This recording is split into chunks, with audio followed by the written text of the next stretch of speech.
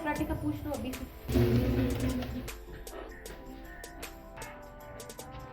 अस्सलामुअलैकुम my YouTube family, कैसे हैं आप सब। जहाँ कहीं से मेरी वीडियो देख रहे हैं सबको मेरा बहुत सा सलाम, बहुत सी दुआएं। और जी मैं भी अल्लाह का शुक्र है खैरियत से हूँ। आज जी सुबह सुबह नाश्ते में हम बनाने लगे हैं मूलियों के पराठे। और यहाँ मैंने मूलियों के पत्ते भी अच्छे से जो है वॉश करके रख लिए हैं। और चटनी जो है ये मेरी सिस्टर इन लॉ यानी बच्चों की जो फूफू आई हुई थी वो बना रही थी। साथ में उन्होंने मुझे मूलियाँ भी कद्दूकश कर दी। तो सबसे पहले तो मैंने मूलियों का पानी सारा स्टेन कर लिया, क्योंकि जब आप मूलियों को कद्दूकश करते हैं तो ये पानी स्टेन करना बहुत ज़रूरी होता है, वरना पराठे बिल्कुल भी नहीं बनेंगे। और यहाँ पर जी मूलियों के पत्ते जो मैंने धोकर रखे थे वो भी मैंने काट कर मूलियों में डाल लिए। थोड़ा सा पुदीना था वो भी धोकर डाल दिया और थोड़ा सा सब्ज़ धनिया भी। स्पाइसेस में मैंने नमक, सुर्ख मिर्च, हल्दी, थोड़ी सी कुटी लाल मिर्च, सूखा धनिया पाउडर और गरम मसाला पाउडर। बाकी स्पाइसेस आप अपनी मर्ज़ी से कम या ज़्यादा रख सकते हैं। और यहाँ पर थोड़ी सी अजवाइन भी मैंने बीच में शामिल की है, क्योंकि मूलियों के पराठों में हमेशा अजवाइन जो है वो शामिल करनी चाहिए, क्योंकि ये जी हमारे हाजमा के लिए बेहतरीन है। उसके बाद मैंने जो मेरी सिस्टर इन लॉ ने चटनी कूटी थी, पुदीने, धनिए और एक सब्ज़ मिर्च को डालकर उसमें मैंने दही मिक्स कर दी और मज़ेदार सा रायता बनाकर एक तरफ रख दिया। आज चूँकि संडे है इसलिए बच्चे भी घर पर हैं और बार बार किचन के चक्कर लगा रहे थे कि मामा कितनी देर है, भूख लग रही है। वैसे तो सुबह चाय के साथ बॉइल्ड एग ले चुके हैं, लेकिन चूँकि संडे है तो फिर ज़्यादा ही भूख लगती है। और आज चूँकि मैं व्लॉग भी बना रही थी तो उन्हें पता था कि आज थोड़ा सा नाश्ता लेट हो जाएगा, क्योंकि आप जितनी भी कोशिश कर लें, जब आप शूट करते हैं तो आपका 1 घंटे का काम जो है वो तकरीबन 1.5 घंटे में पहुंच ही जाता है। तो यहाँ जी मेरी आदत है कि सबसे पहले पेड़े बनाकर सारे मैं रख लेती हूँ। अब भी मैंने सारे पहले छोटे छोटे से पेड़े बना के रख लिए, फिर उसके बाद मैंने मूलियों के मसाले को बीच में भरकर रोटी बना ली। मेरी एक बहुत ही प्यारी सी सब्सक्राइबर हैं और वो अक्सर मेरे चैनल पर आकर कमेंट भी करती हैं। उन्होंने मुझसे पूछा कि आप बेलन से कैसे रोटी बनाती हैं। तो जी रोटी मैं आटे के हिसाब से बनाती हूँ। अगर तो आटा फ्रिज का हो तो फिर आधी रोटी बेलने से बेल लेती हूँ और आधी हाथ पर ही बना लेती हूँ। और अगर आटा ताज़ा गूंदा हो तो फिर सिर्फ हाथ पर ही बना लेती हूँ। ये मूलियों के पराठे जो हैं ये मैंने बेलने की मदद से नहीं बनाए, बल्कि हाथ पर ही बना लिए हैं।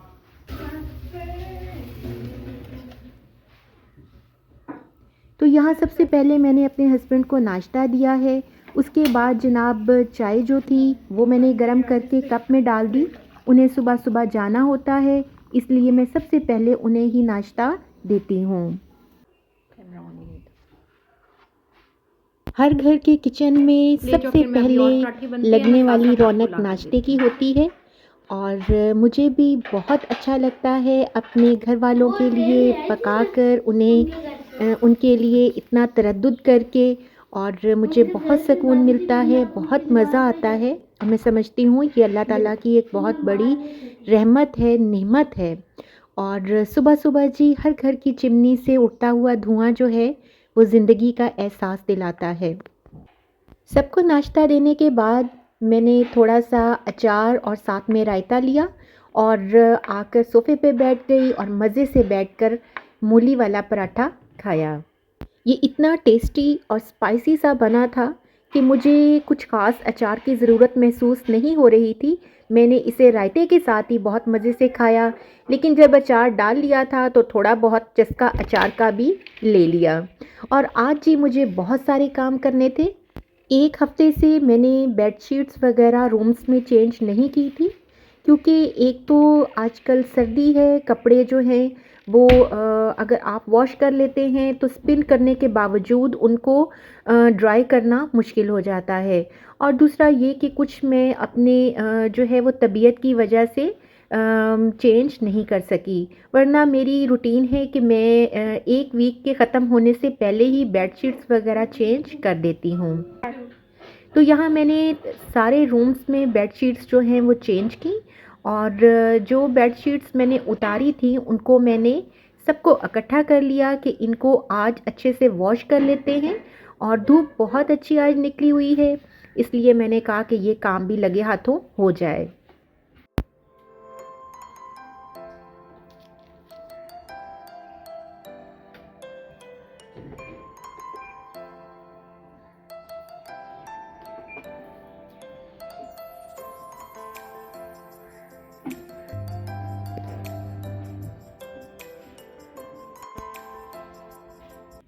कपड़ों से फारिग होकर मैंने सेहन में ही आग जला ली, और यहाँ मैं बनाने जा रही हूँ दोपहर के लिए लंच।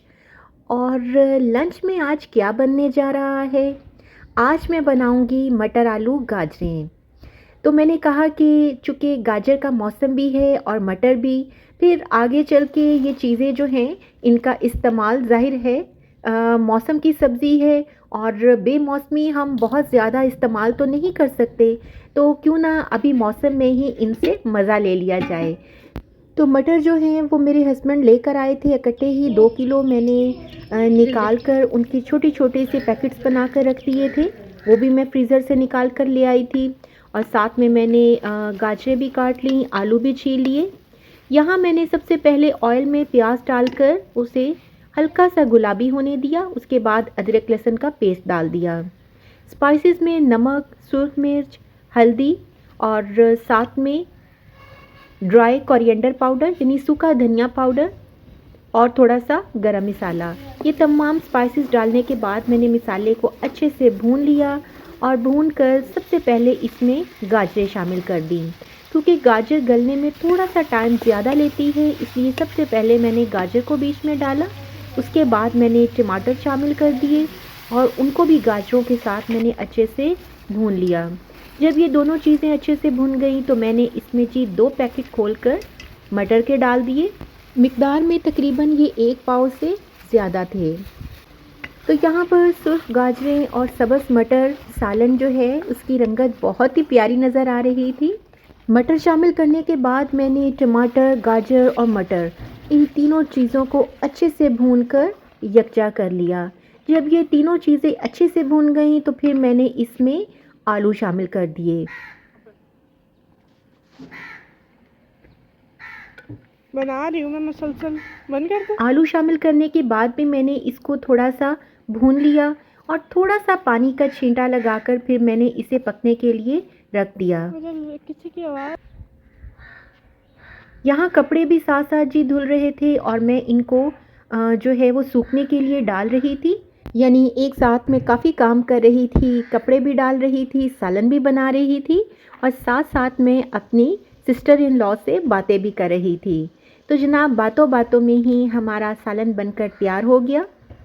मैंने इस पर गरम मसाला जो है वो डाल दिया, और इसको मैंने फ्रेश कूटा था, बहुत प्यारी खुशबू आई। साथ में मैंने ताज़ा जो है वो धनिया इसके ऊपर डाल दिया, और हमारा जी मटर आलू गाजरों का सालन रेडी हो चुका था।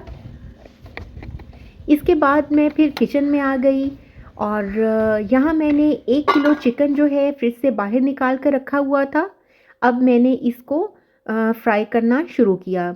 अच्छा, इस चिकन की पहले मैंने ब्रेनिंग भी की है। ब्रेनिंग यानी इसको मैंने 2 कप पानी में थोड़ा सा लीमू, सिरका और थोड़ा सा नमक डालकर रखा था। उसके बाद इसको अच्छे से वॉश कर लिया और फ्राई कर लिया।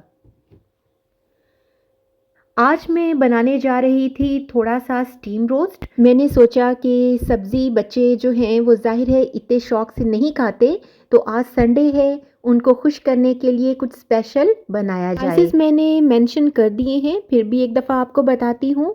1 कप दही में नमक, सुर्ख मिर्च, थोड़ी सी हल्दी, गरम मसाला और सूखा धनिया पाउडर, टिक्का मसाला और अचार गोश्त मसाला हाफ हाफ टेबल स्पून के हिसाब से डाल दिए हैं। 3 अदद मैंने इसमें लीमू निचोड़ दिए। थोड़ा सा मैंने घी भी बीच में शामिल किया है और इस दही के मसाले के अंदर मैंने फ्राइड चिकन को अच्छे से मैरिनेट कर दिया। यहाँ एक देचके में मैंने जी जो लेमन के पीसेस जो छिलके थे वो डाल दिए, 2-3 सिनेमन स्टिक्स डाल दी और इसके बाद थोड़ा सा पुदीना जो है वो मैंने इसमें डाल दिया ताकि नीचे से स्टीम के साथ जो फ्लेवर उठे तो वो हमारे चिकन तक पहुँचे और हमारा चिकन जो है वो बहुत ज़्यादा फ्लेवरफुल हो जाए। तो यहाँ जी मैंने बीच में स्टैंड रखकर एक अखबार बिछा दी है और उस पर अपना जो चिकन जो जिसको अच्छे से मैंने मसाले में मैरिनेट किया हुआ था वो मैंने रख दिया है।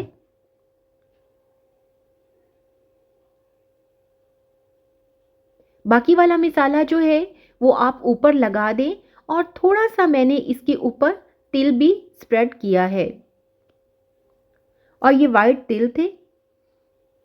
उसके बाद जी मैंने इसे 45 मिनट के लिए बंद करके रख दिया और इधर में जी धनिए और पुदीने की मैंने थोड़ी सी चटनी बना ली है। स्टीम्ड चिकन के साथ ग्रीन चटनी बहुत ही टेस्टी लगती है। चटनी बनाने के बाद मैंने थोड़ा सा सैलेड भी काट लिया और यहाँ जी हमारा जो है वो देचके में से धुआं जो है वो उठना शुरू हो गया था और आफ्टर 45 मिनट्स मैंने जब इसे खोला तो माशाल्लाह से चिकन जो है वो बहुत अच्छे से स्टीम हो चुका था। चूँकि ये चिकन पहले फ्राई हो चुका होता है इसलिए जब ये स्टीम होता है तो बहुत ही सॉफ्ट और बहुत ही क्रिस्पी हो जाता है। मैं बड़ी एहतियात से इसको निकाल रही थी क्योंकि ये जो है ये इतना सॉफ्ट हो चुका था कि टूट रहा था। तो आप अंदाज़ा कर सकते होंगे कि ये खाने में कितना मज़ेदार हो सकता है। तो आप भी इसे ज़रूर ट्राई कीजिएगा, ये बिल्कुल भी मुश्किल नहीं है और बहुत जल्द बनकर तैयार हो जाता है और खाने में माशाल्लाह से बहुत मज़ेदार था।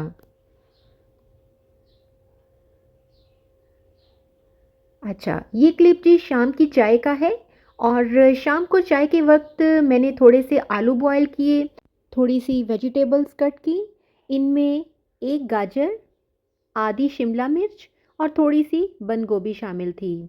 तो मैंने बॉयल्ड पोटैटोज़ में ये तीनों वेजिटेबल्स शामिल कर दी। इसके बाद जी मैंने 2 अंडे बॉयल कर लिए, वो भी मैंने इसमें डाल दिए। स्पाइसेस में नमक, मिर्च, थोड़ी सी हल्दी, कुटी लाल मिर्च, थोड़ी सी कसूरी मेथी, थोड़ा सा ज़ीरा और आखिर में थोड़ा सा धनिया, ये मैंने बीच में शामिल करके इसको अच्छे से मिक्स कर लिया। ये जी पोटैटो एंड एग कटलेट्स मेरी फैमिली को बहुत पसंद है और ये सभी बहुत शौक़ से खाते हैं और ये आप शाम की चाय के लिए भी बना सकते हैं और इसके अलावा लंच बॉक्स के लिए भी ये बहुत ज़्यादा मुफीद हैं। यानी आप ये सुबह बच्चों को लंच बॉक्स में भी दे सकते हैं। तो मैं इन्हें बना के रख लेती हूँ, मुझे बहुत आसानी हो जाती है। चाय के साथ भी इस्तेमाल हो जाते हैं। अगर कोई आपके घर मेहमान आए तो आप उनको भी ये सर्व कर सकते हैं और इसके अलावा बच्चों के लिए लंच वगैरह में भी इस्तेमाल हो सकते हैं। तो यहाँ मैंने हाफ़ कटलेट्स को फ्राई कर लिया है और हाफ़ को मैंने रख दिया है, सुबह लंच में इस्तेमाल हो जाएंगे और साथ में कुछ नाश्ते में इस्तेमाल हो जाएंगे। तो आप भी इस रेसिपी से ज़रूर ये पोटैटो एंड एग कटलेट्स बनाइएगा, बहुत ही लाइट से, बहुत ही आसानी से बन जाने वाले। और जी ये क्लिप नेक्स्ट डे सुबह लंच के वक्त का है। यहाँ मैं बच्चों का लंच रेडी कर रही थी, तो यहाँ मैंने स्लाइसेस को ले लिया है और एक ग्लास की मदद से मैंने राउंड शेप दे दी है। थोड़ी सी शेप चेंज करने से वही चीज़ बहुत ही ज़्यादा अट्रैक्टिव लगती है।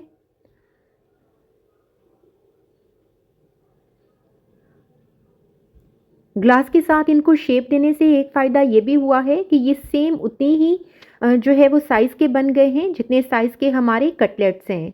तो अब जी कटलेट्स को इनके अंदर फिल करके थोड़ा सा फ्राई कर लूँगी और ये जी बेहतरीन किस्म का लंच हमारा तैयार हो जाएगा।